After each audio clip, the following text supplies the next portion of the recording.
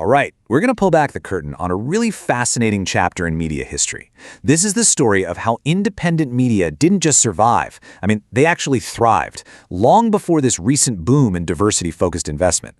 We're talking about their unseen funding playbook.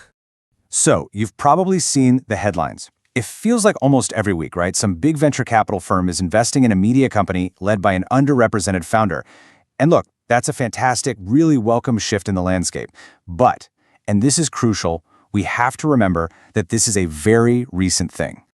And that brings us to the big question for this whole explainer. If all that institutional money just wasn't there, how on earth did anyone build a media company from scratch? Especially companies serving communities that were often overlooked. Well, let's dig in. Okay, so to understand this, we have to go back to the original media pioneers. These were the true trailblazers. They were out there building their platforms in a landscape that, honestly, pretty much just ignored them. And when I say ignored, the deck was completely stacked against them. Your traditional lenders, your VCs, they just looked at these companies and thought, too niche or way too risky. So they were basically locked out of all the established ways to get money. That left them with only one choice, really. Get incredibly creative just to stay afloat. And this whole journey, it had a very specific feel to it. You can see it perfectly in a case study like Punch TV Studios. Their story really captures it all. The sheer resourcefulness, the amazing triumphs, and the really painful tribulations of these early ventures. So what do you do when the front door is locked? Well, these pioneers, they just went and built their own entrance. And that's what this is, their alternative funding playbook, something they forged out of pure, absolute necessity. So, what was in this playbook? Well, here are the core plays. First, they went straight to their audience, their community, using crowdfunding. Second, they got really clever with revenue-sharing deals with creators and advertisers. They also used new regulations like the Jobs Act to let smaller, everyday investors get in on the action. And, of course, the foundation of it all was good old-fashioned bootstrapping. We're talking personal savings and just unbelievable amounts of sweat equity. This quote from some industry analysts just sums it up perfectly. They said the whole era was marked by a do-it-yourself mentality. And that's exactly it. It wasn't just a strategy on a whiteboard. It was a mindset that defined an entire generation. It was all about self-reliance. Because let's be honest, what other choice did they have?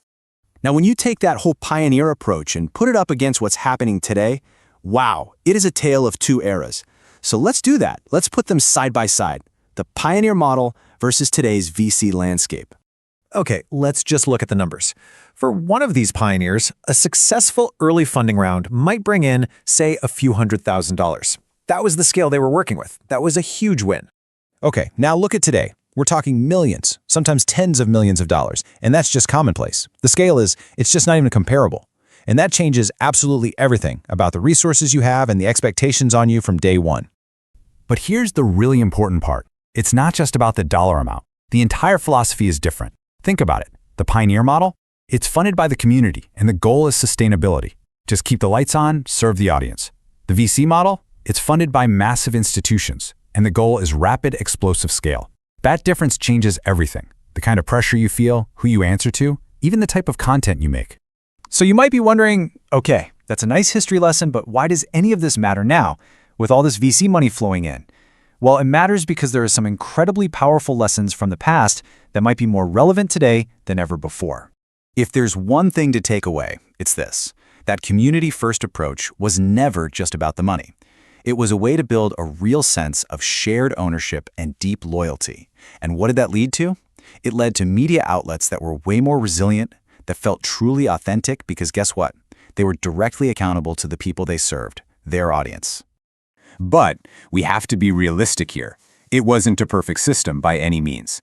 Some of these alternative routes had some very real risks.